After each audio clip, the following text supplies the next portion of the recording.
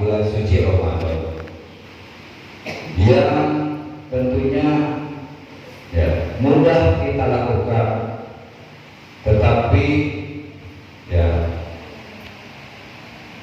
jarang kita laksanakan. Artinya ya kita setiap beribadah di bulan suci Ramadan ini dilipat gandakan. Setiap sedekah yang kita lakukan, yang kita keluarkan, sedikit apapun itu dilipat gandakan oleh Allah Subhanahu wa Ta'ala. Tapi keyakinan pada diri kita berkurang, ya, sehingga kita sulit untuk melaksanakan. Timbullah penyesalan, ya, kenapa nggak kemarin kita sedekah? Ya, padahal banyak sekali kesempatan, banyak sekali suasana yang dapat kita keluarkan dari sebagian harta kita. Ya, kesempatan untuk mengeluarkan, contohnya tadi, alhamdulillah kita bersama-sama menjalani, melaksanakan santunan yatim dan duafa dibarengi dengan buka bersama. Itu suatu kesempatan kita untuk bersedekah.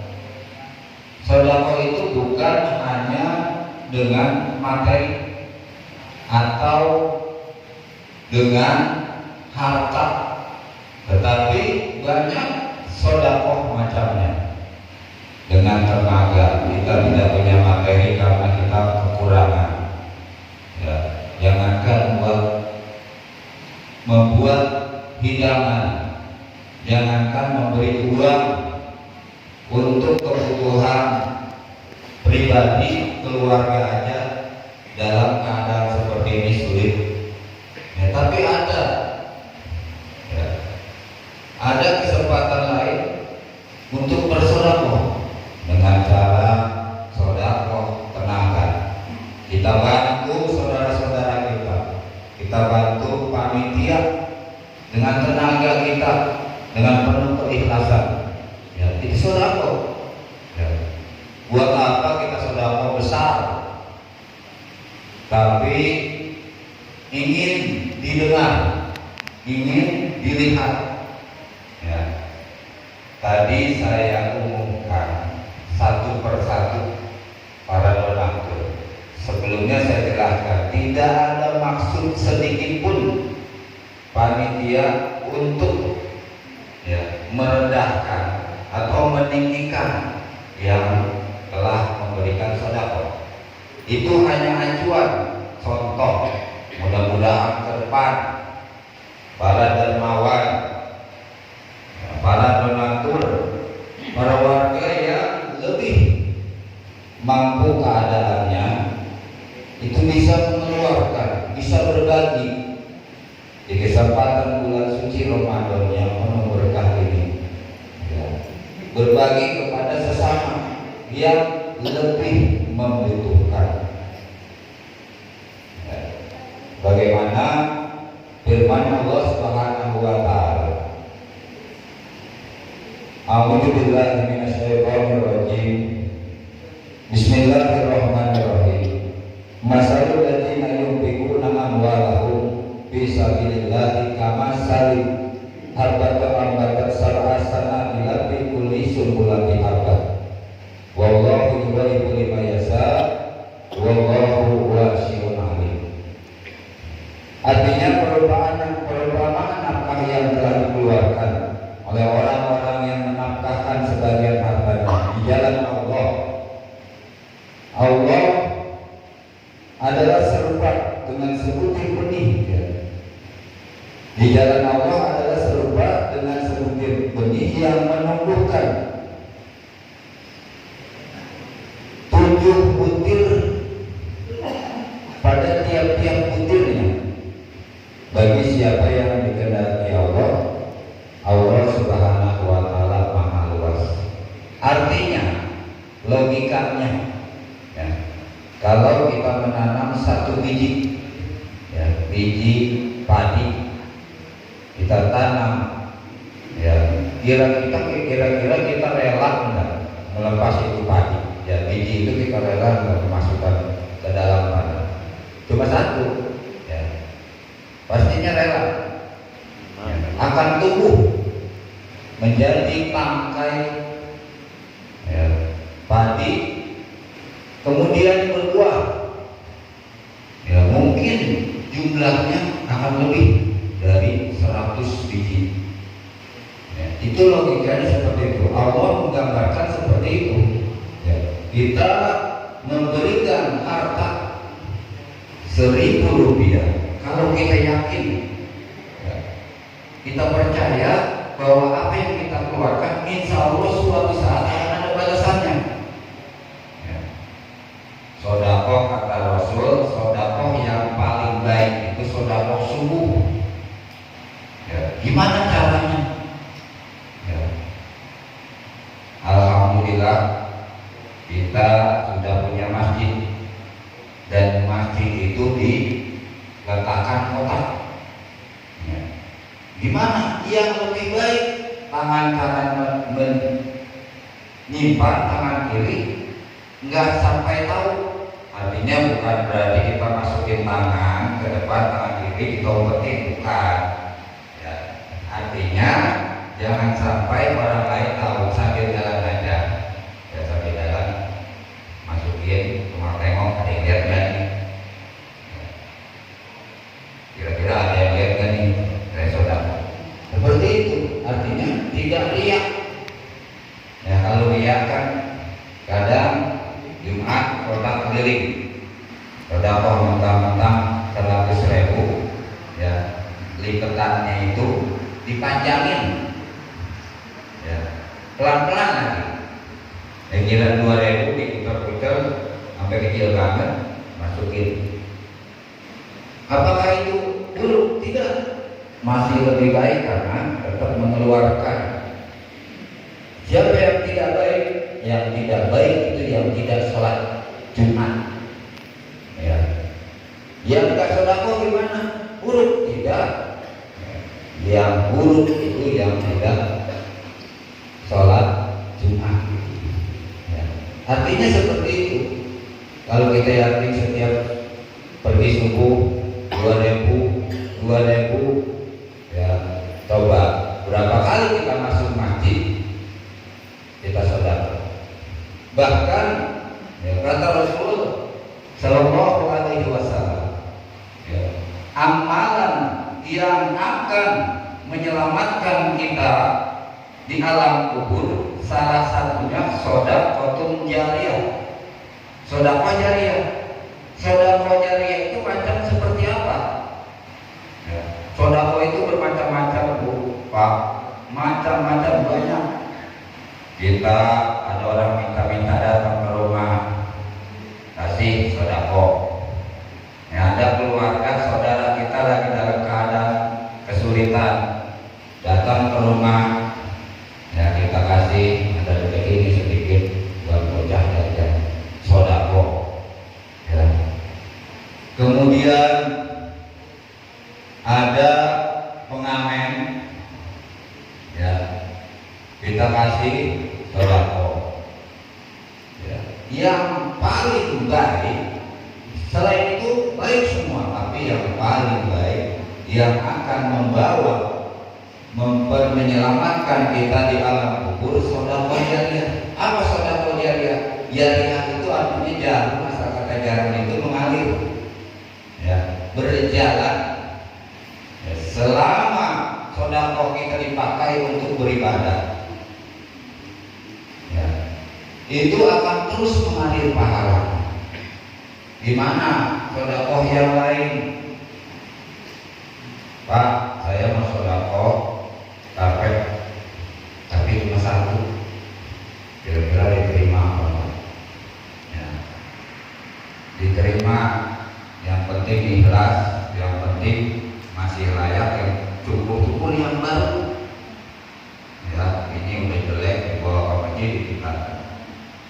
Yang ada satu nggak dipakai, kedua buat mainan. Akhirnya ujung-ujungnya basah, bengkak, ya jadi sampah. Selain dipakai, ya, selama karpet ini dipergunakan untuk ibadah, selama itu pula pahala mengalir.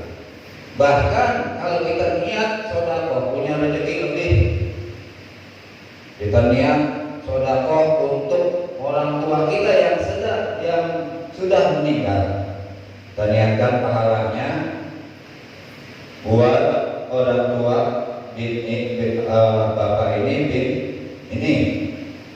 ya, sekian ratus ribu, ya, itu akan membantu sekali di alam kubur. Ya. Sabda Rasulullah SAW, "Idza mata ibnu Adam min qata'al ila sejil illa min salasin." Apabila ketika meninggal anak Adam itu manusia, akan putus segala amal perbuatan di dunia, yang hartanya banyak, mobilnya mewah, rumahnya megah, kontrakan berjejer, toko ruko berjejer, ya. Selama hidup menumpuk harta, selama hidup melupakan akhirat. Kemudian datanglah suatu masa bahwa malaikat Israil mengambil dengan jalan tertentu, meninggallah dia. Ya. Disitulah akan terputus mobil yang dia beli mewah, rumah yang megah, ya, tidak akan bisa dibawa. Yang dibawa cuma selembar kain kapan 1 kali 2 meter, tempat yang waktu di dunia dia tidur dalam kamar ukuran 5 kali 5, ya, buat main futsal juga bisa. Ketika meninggal tidak akan dibawa, ya, bahkan harta yang dia miliki itu akan menjadi beban nanti di akhirat. Apakah anaknya bisa membawa? Apakah anaknya bisa menyalurkan nanti untuk pahala orang tuanya? Kita nggak tahu. Karena apa? Anak-anak tersebut dididik dengan didikan duniawi, ya, tidak mementingkan akhirat. Akhirnya anaknya tidak bisa mengaji, tidak sholat 5 waktu, bahkan merongrong orang tua. Harta yang begitu banyak habis untuk berfoya-foya, ya, akan menyesal di kemudian. Ya. Sedekah jariyah, sedekah jariyah yang akan menolong, ya, sedikit sekecil apapun, semampu kita. Yang kedua, ilmu yang manfaat. Ilmu yang manfaat ini seperti apa? Apakah harus diamalkan untuk orang lain? Tidak, ya. Dimanfaatkan untuk dirinya dengan menjalani ibadah kepada Allah. Udah bisa tata cara sholat, udah tahu makna keutamaan sedekah, udah pinter ilmu agama tapi nggak diamalkan. Sholat enggak, padahal udah bisa. Padahal orang lain saking pengennya sholat, ya, dia nggak tahu ilmunya, tetap ngikut terus. Ini yang udah tahu malah nggak sholat, ya, itu nggak manfaat ilmunya. Paling tidak diamalkan untuk keluarga yang bermanfaat. Yang ketiga, al-waladun soleh, ya, daulah, mempunyai anak-anak yang soleh, yang benar, yang bertakwa, yang selalu mendoakan orang tuanya, baik ketika orang tuanya masih hidup, apalagi mempunyai orang tua yang sudah meninggal. Di saat-saat seperti sekarang, orang tua kita di alam sana sangat merindukan doa dari anak-anak. Gimana cara mendoakannya? Ya, dengan mengirim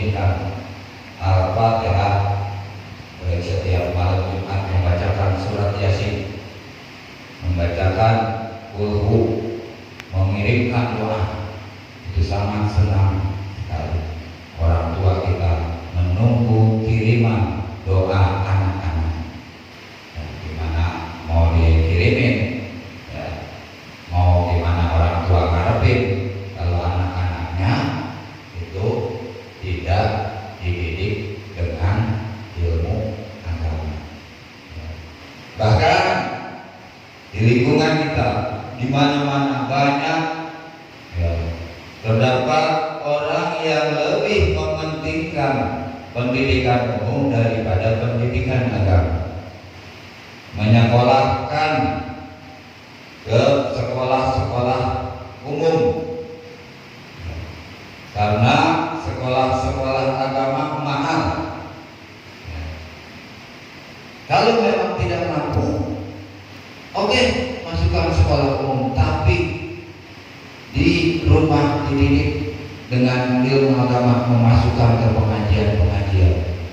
Dimanapun pengajian itu, kalau tujuannya niatnya untuk supaya merubah anaknya agar dia bisa ngaji, agar dia taat kepada Allah, ya, selama pengajian tersebut tidak menyimpang, tidak masalah.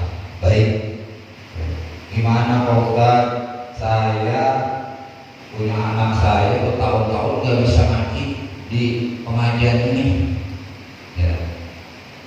Terkadang kan berpikiran buruk, ya, ngaji di sono bisa-bisa tidak sih.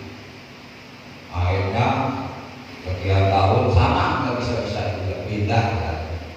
Padahal kita nggak sadar diri bahwa otak anak kita itu terbatas, ya. Tidak menyadari otak manusia itu macam-macam, beda kepala, beda pula otaknya, isi otaknya.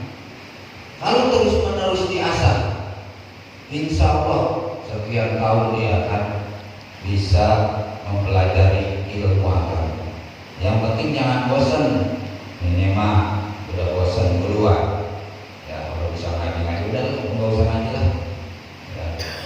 Cara apapun, kalau punya materi silahkan panggil guru privat, karena mungkin tidak cocok ngaji bareng-bareng, tidak fokus, panggil guru privat. Kalau ada materi, nggak ada, ya udah lepas di pengajian terus, ngaji terus, insya Allah, ya. Mohon maaf, saya mendidik anak-anak itu hampir 20 tahun, ya. Dari tahun 2000 ngajar anak-anak itu tahu persis anak-anak yang kayak gimana. Ada yang bandel tapi pintar, bagus, masih mending. Bandel, ya bodoh, enggak kelihatan, masih bagus, masih rajin dia begitu, ya. Ada yang pendiam banget, ya. Sekali ajarin bisa macam-macam. Makanya jangan putus asa pendidikan itu, ya. Al-waladul sholihah pula itulah yang kita banggakan, yang akan membantu menolong orang tuanya, mengangkat orang tuanya ke derajat yang lebih tinggi. Ketika orang tuanya masih hidup, dia akan membanggakan orang tuanya. Alhamdulillah, anak saya kemana-mana ngaji terus, ya. Alhamdulillah, anak saya walaupun ngaji ulang bisa tetap di masjid, ya. Walaupun cuma makan konsumsi doang, masih bersyukur, enggak keluyuran, ya. Ini udah nggak bisa ngaji, udah nggak bisa ke masjid, ngadap keluyuran terus naik motor, ujung-ujungnya kecelakaan, ujung-ujungnya nyusahin, ujung-ujungnya dipanggil, ya, punya urusan yang lebih mengkhawatirkan ketika anak kita dewasa, ya. Lebih mengkhawatirkan, mungkin masih dari anak-anak kita masih memahami kenakalan, tapi kalau udah dewasa, ya, tanggung jawabnya lebih. Punya anak perempuan karena pergaulan bebas, ujung-ujungnya, ya, dihamili oleh pacar karena nggak ada didikan agama, karena tidak ada benteng di dirinya. punya anak laki-laki yang hamil, ya. Dua syarat, ya. Punya anak perempuan yang hamil, punya anak laki menghamili. Karena nggak ada didikan agama, kita nggak tahu dia di mana. Akhirnya ujung-ujungnya ada kabar bahwa dari orang tua perempuan dan orang perempuan. Alhamdulillah, semoga kita dijauhkan dari anak-anak kita yang dapat merugikan kita sebagai orang tua. Amin ya rabbal alamin. Ya, untuk itu marilah tentunya kita Ramadan tahun ini kita jadikan diklat pendidikan dan pelatihan. Selama bulan suci Ramadan kita diberikan latihan pendidikan untuk bersabar diri, bersabar menahan hawa nafsu, ya. Bersabar untuk menerima segala keadaan ekonomi serba berkurang, ya. Hawa nafsu ditahan, yang kita inginkan pada siang hari makan gak boleh makan, ya. Segala aktivitas kita dibatasi. Tentunya selalu bersyukur kepada Allah Subhanahu wa Ta'ala. Di tahun ini kita masih dapat melaksanakan bulan suci Ramadan, dan pada patut kita syukuri dibandingkan saudara-saudara kita, tetangga-tetangga kita yang di luar sana sedang enak tidur, ya. Kita ada di masjid berjamaah bersama-sama, ya. Yang diharapkan sekali setelah bulan suci Ramadan hilang, ya, melewati, meninggalkan kita, datang Idul Fitri, bulan Syawal, apakah kita bisa mempertahankan diri kita untuk selalu berjamaah bersama di sholat subuh di Masjid Nada Al-Hikmah ini, berkumpul terus ataukah tidak, ya. Subuh berjamaah masih lebih baik banyak daripada sholat tarawih. Itu suatu nilai plus, ya. Padahal subuh lebih berat godaannya, ya. Ini jangan sampai setelah lebaran sehari mungkin ada alasan silaturahmi sampai nggak pada sholat subuh, ya. Tapi kurangin drastis, tinggal sebaris lebaran 2 hari ada ketenangan. Nah, disitulah ujian apakah kita datang kembali berjamaah atau tidak. Kita lihat nanti. Jangan kenapa, ya, mau pantas saja tiap hari sholat subuh rumah di depan masjid, ya. Nggak jaminan Pak, nggak jaminan Bu, rumah di depan masjid. Bahkan yang nempel sama masjid pun kalau nggak ada iman di diri, ya, masa bodoh. Bodoh amat sholat rumah, ya, yang gereja tidur, yang nggak jaminan. Justru kalau saya perhatikan ini jamaah ini kebanyakan yang rumahnya agak jauh, bahkan, ya, karena dibatasi dengan tembok yang sangat tinggi, yang tadinya cuma 10 langkah jadi 100 langkah muter. Dengan iman yang kuat nyampe, dibandingkan tetangga depan, tetangga samping, ya, pada kemana ini? Kalau kita hitung ketika subuh, kalau kita hitung warga yang ada di lingkungan ini, saya rasa kalau pada sholat semua penuh, ya, penuh. Kita kembali kepada iman kepada diri kita, ya. Walaupun jauh, kalau iman kita kuat, walaupun hujan, gerimis, ya, nyampe.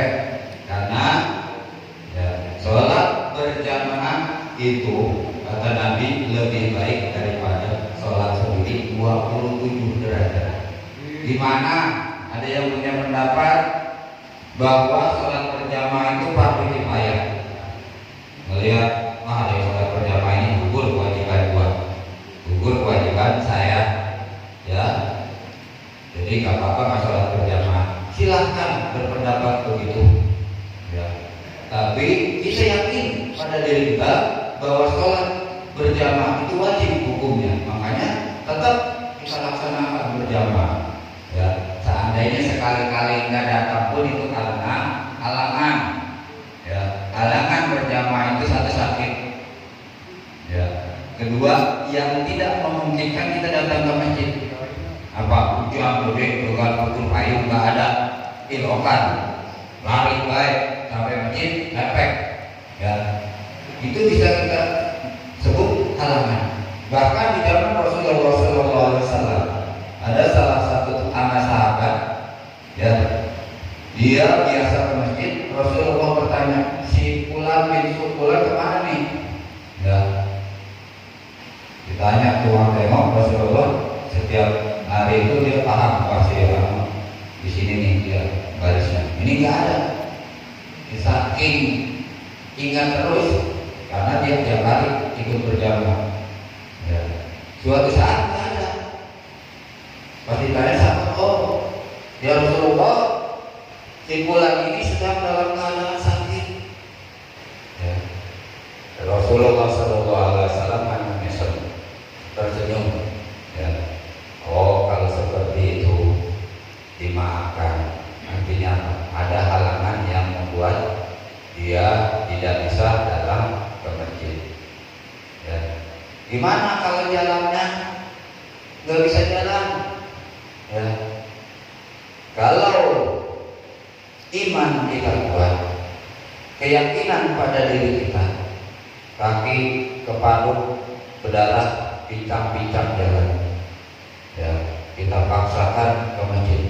Niat, mudah-mudahan dengan sholat berjamaah di masjid, kaki waras, insya Allah Allah maha berkehendak, insya Allah akan sembuh. Itu kan kembali pada ibadah. Jangan ada penyakit dijadikan alasan yang menghalang itu karena kita tidak bisa bergerak untuk pergi ke masjid. Ya, itu halangan berjamaah.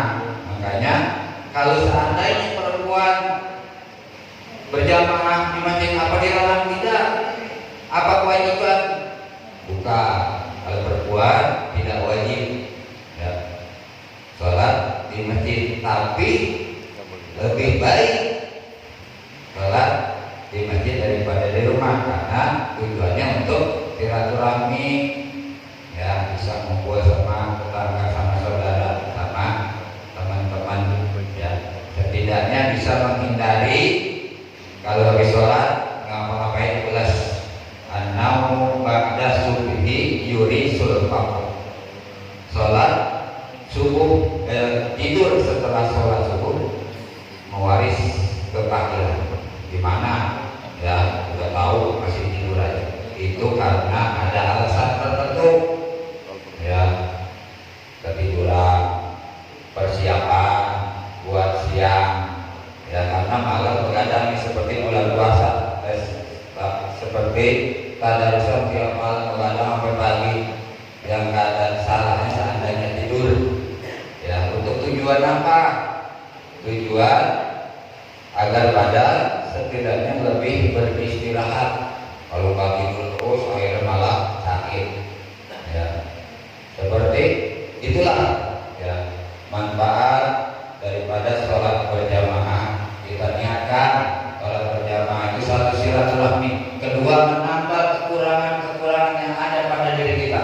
Apa? Dalam hal tata cara beribadah, kita kurang tahu cara beribadah, cara sholat, bacaan-bacaan kurang yakin karena baru belajar. Ikut berjamaah. Ya, makanya kalau berjamaah itu jangan disamain sholat sendiri di rumah. Apa? Kalau sholat sendiri di rumah, sujud 10 menit. Ketika berjamaah jangan disamain. Ikutin imam. Imam bangun, makmum harus bangun. 2 kali meninggalkan. Yang dilakukan imam batal berjamaah, meninggalkan rukun fi'li, rukun perbuatan. Ya. Kalau mau sendiri, siapa pengen khusyuk lama, silakan di rumah. Ya. harus mengikuti imam. Jangan milih-milih, wah dulu imamnya cepat, imamnya bacaannya kurang fasih, males. Ya. Masalah diterima tidak diterimanya itu urusan Allah. Ya. Pokoknya kalau berjamaah itu udah diwakili sama imam. Nah, saya sholat di sono kok cepet amat, gimana baca surat Fatihahnya nggak keburu. Ya, ketinggalan Fatihah nggak wajib.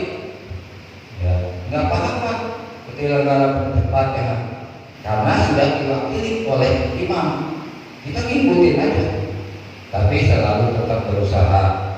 Ya, imam baca surat, kita baca Fatihah. Jangan dibarengin, bahkan jangan duluin. Imam belum bola-bolin, ini kita udah bola-bolin baik. Duluin namanya. Ya, itulah keutamaan berjamaah dan juga keutamaan sedekah. Mudah-mudahan ya dengan pelatihan kita di bulan suci Ramadan ini, segala aktivitas kita, aktivitas ibadah kita setelah meninggalkan bulan suci Ramadan tidak jauh berbeda, bahkan lebih baik dari bulan suci Ramadan yang sudah kita lewati hingga beberapa hari ini. Dan juga saya tetap mengajak kepada jamaah sekalian untuk mari bersama-sama kita tingkatkan ibadah kita kepada Allah Subhanahu wa taala, dan mari kita bersama-sama melaksanakan nanti. Mudah-mudahan Allah selalu memberikan kita kesehatan, panjang umur sehingga dapat melaksanakan sholat Idul Fitri yang insya Allah akan dilaksanakan di Masjid Nada Al-Hikmah ini.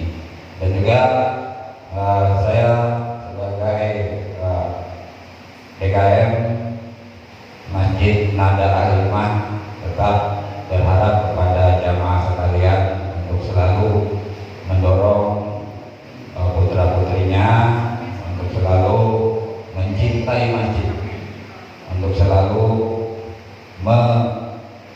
mendatangi masjid agar supaya siar di lingkungan kita tetap terjaga dan generasi anak-anak kita akan lebih baik dari yang sebelumnya. Amin ya rabbal alamin. Kurang lebihnya saya mohon maaf, bukan berarti saya di sini melebihi dari jamaah sekalian.